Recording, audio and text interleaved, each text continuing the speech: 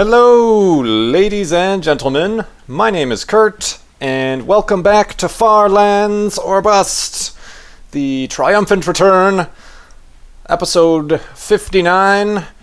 I obviously, as you know, have just returned from the Juno NASATweetup, so expect this episode to be all about that, and I will get back to your questions in the next episode, depending on how long it takes me to talk about the NASATweetup. Oh, I just heard a skeleton take some damage. That means I must be careful. Yoink. Oh, there he is. Ah!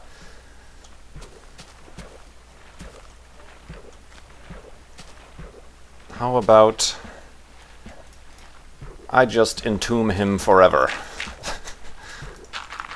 Haha, that's what you get. Alright, leaving our hidey hole. Blocking it up. Getting Wolfie. Wolf. Where is he? Oh, he's hiding in the grasses. Oh. Oh, what the heck? There we go. Okay, we've got Wolfie. We're heading west. Continuing on to the Far Lands. I just checked before starting this video, and we are at 703 megabytes in this world, so getting pretty large in the file size there. And also I just checked upon return, we're still at 54% of our Far Lands or Bust for Child's Play charity fundraiser. So if you would like to, you can continue going to farlandsorbust.com to contribute to the charity and get that number a little bit higher if you could. That would be quite awesome. Let me make a boat here. Get out of the way, Wolfie. Kerclunk. And kerclunk. Westward.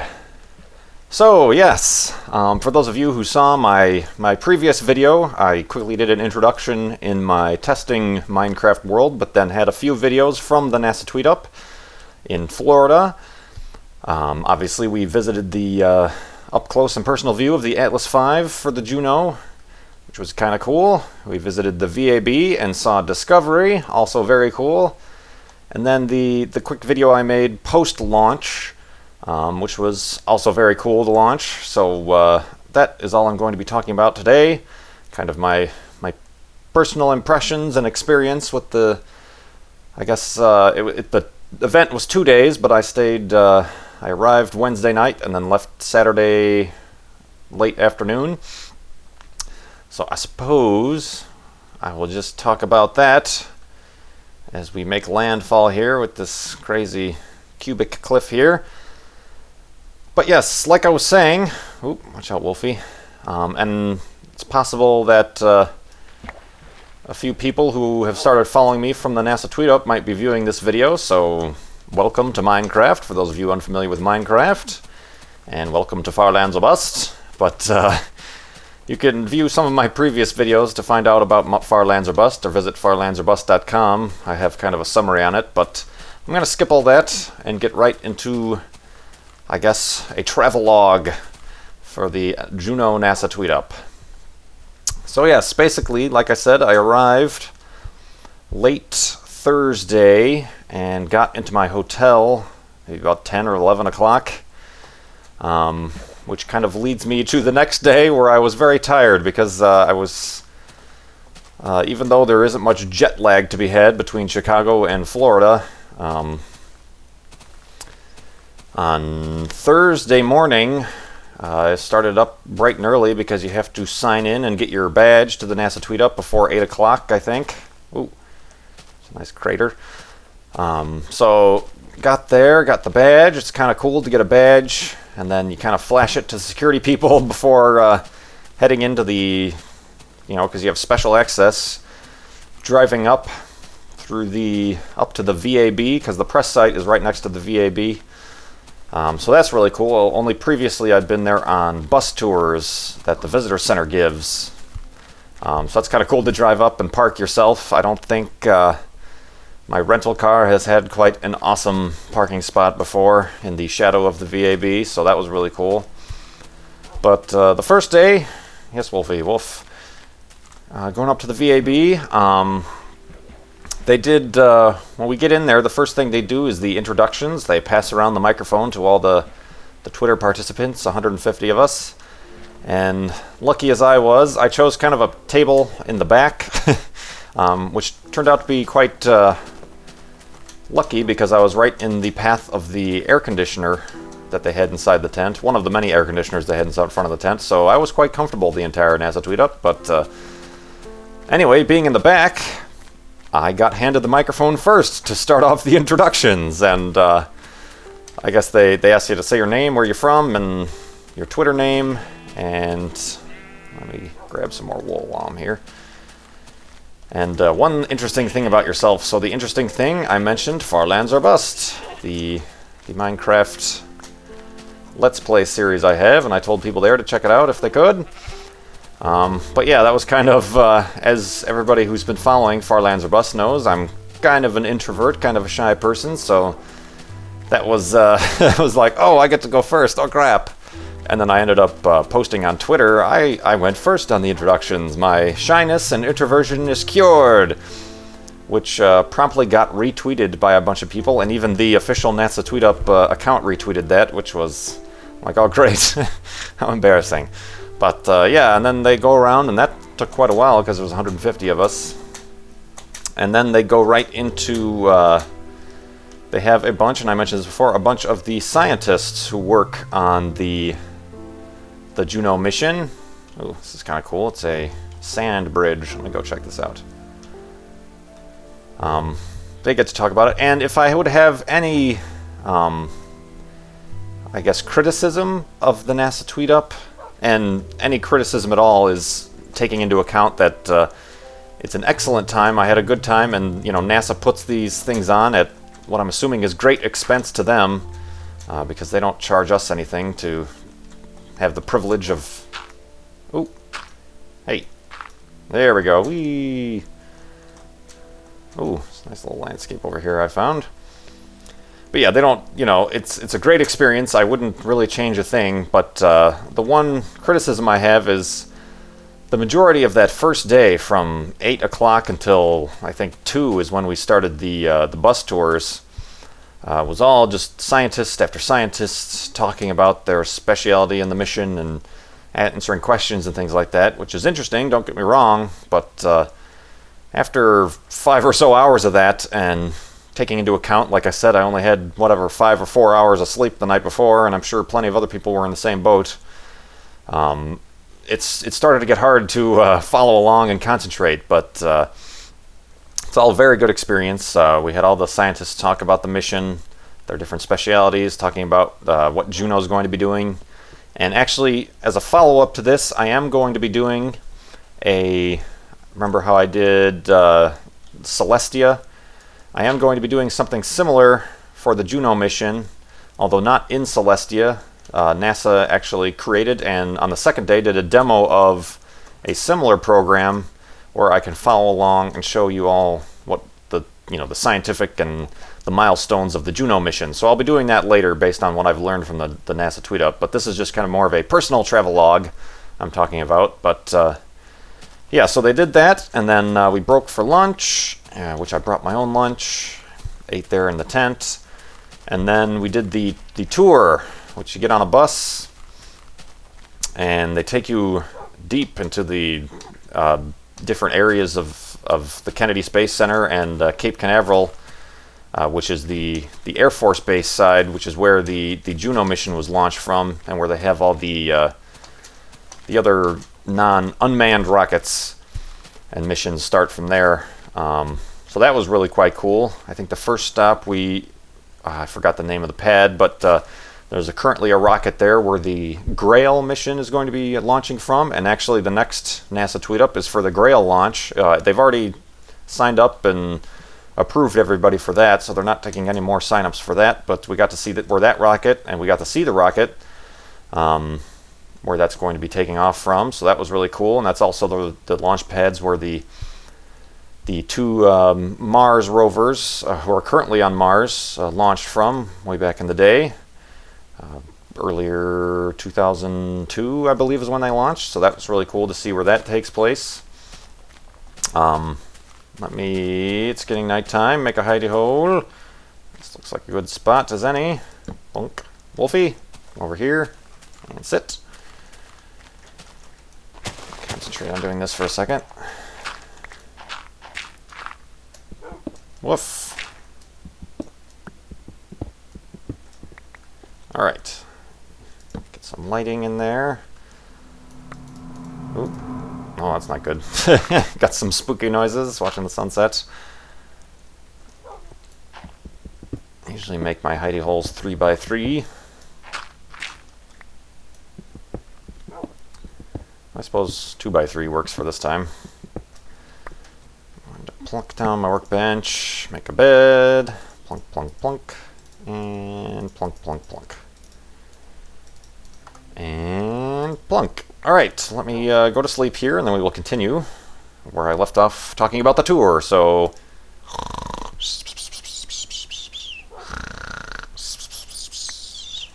alright, I survived, and I keep forgetting to... I remember before I was breaking the bench before I go to bed just to save time in the morning, but... Oop.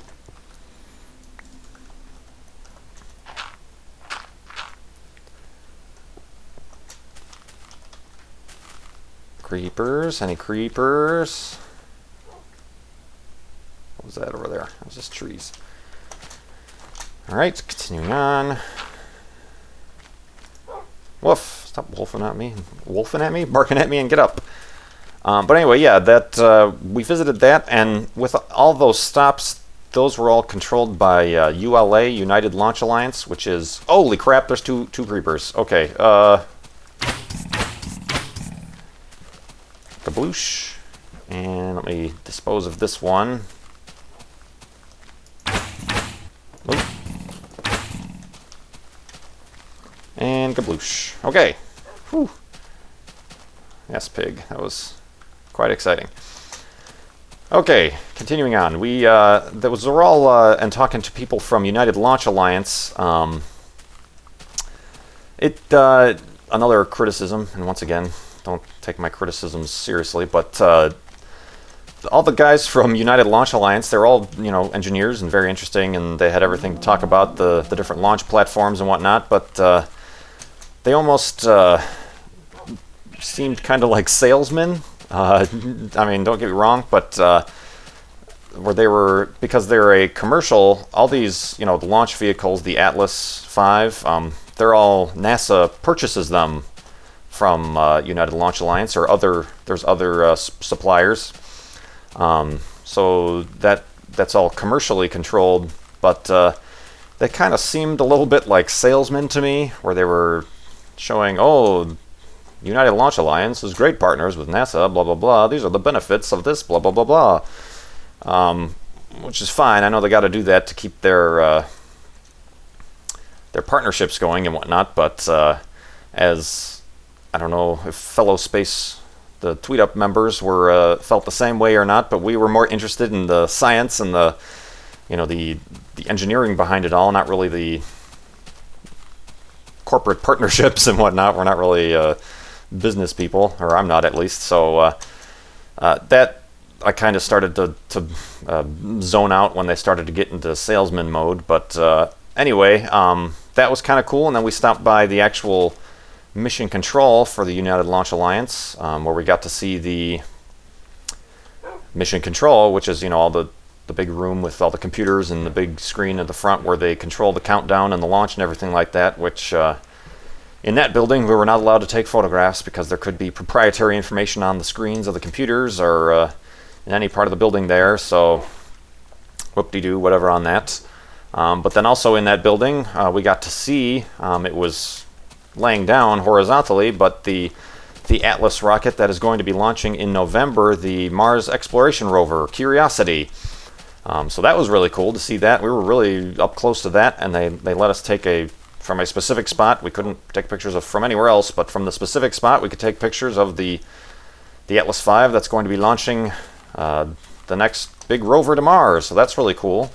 And as an aside, they did tell us that they are going to be having a third NASATweetup for the launch of the Mars Curiosity rover, which they haven't officially announced yet, but If you are on Twitter, sure, go ahead and follow NASATweetup, and you can see when the sign-ups for that will start. And then you can also, I encourage everybody to sign up because it's a great experience. I personally probably won't be signing up for that one just because it's been so soon since this Juno tweetup, and I can't, every other month sign up for tweetups and travel down to Florida. So, but for all my Farlanders and people who follow Farlands or Bust who have been interested in this, please follow the NASA and NASA Tweetup accounts, and then you can sign up yourself to attend a NASA Tweetup. It's a good time. I highly recommend it. You get all this backstage access to all the NASA's goings-ons at Kennedy Space Center. It's a really good time, and even obviously you have to be on Twitter and you have to be following NASA Tweetup to find out when to sign up. But I think other requirements are you have to be 18 years or older. So sorry for the younger people in the crowd. That's just the requirements for being on the Kennedy Space Center press site. And for those in particular, you're not allowed any guests. So if you get in, it's just you who are allowed to go in. So keep that in mind. But I strongly encourage everybody to sign up for the Mars Science Laboratory Curiosity rover launch tweetup, which should be announced soon. So I'll remind you again to do that. But that's really what this is all about. They want to spread the word with each NASA tweetup. The crowd keeps getting bigger and bigger, so be sure to do that. It would be much appreciated. I enjoy spreading the word. But anyway, yeah, we got to see that rocket. And then from there, we got back on the bus and traveled to the VAB. And you all saw my video from within the VAB.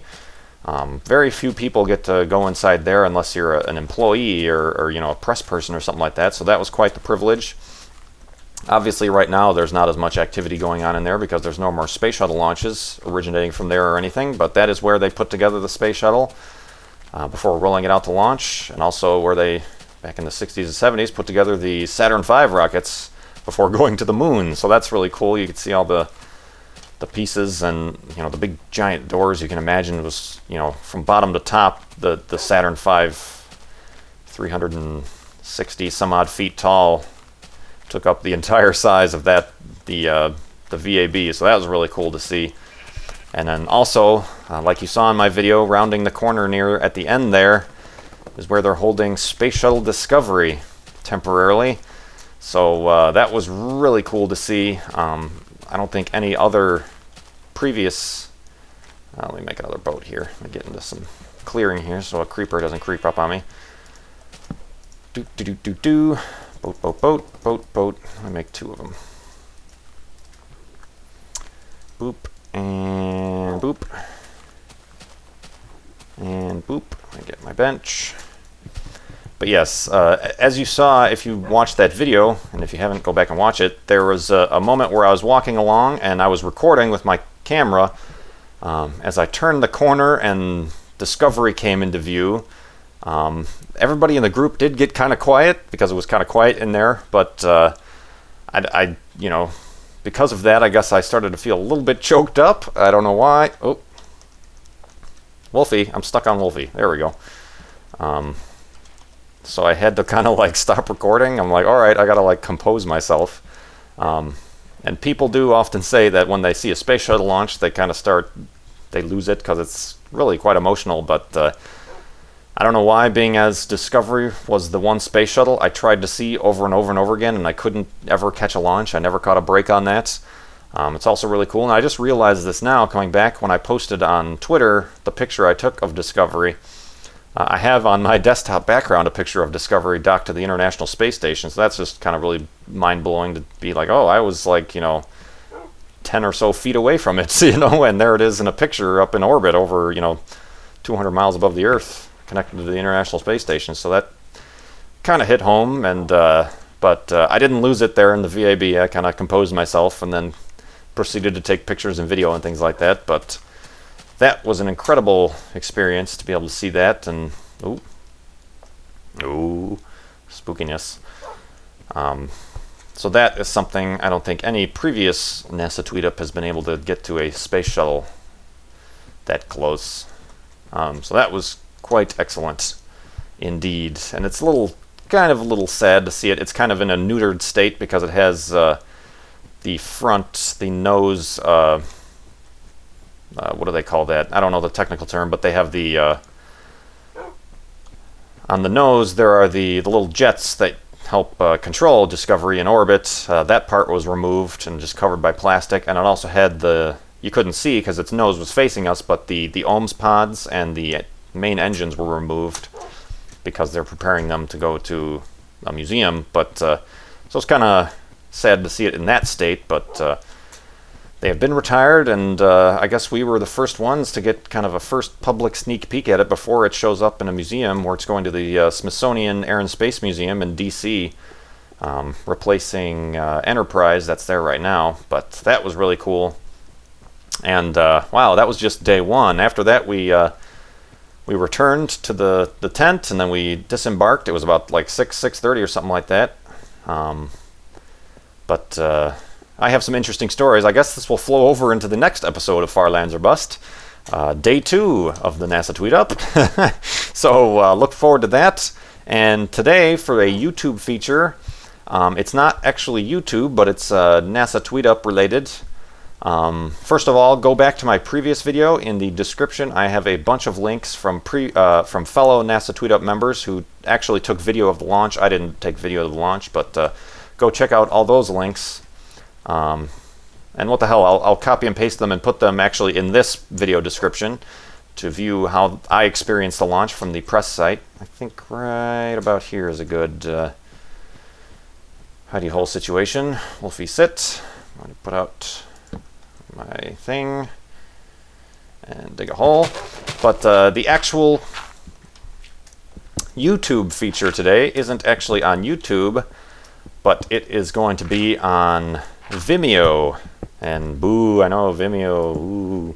But a guy I met down there and hung out quite a bit with was, his name is Brent, and he did a pretty cool kind of music video montage of the 3 days, I guess is what it ended up being, of the NASA Tweet Up.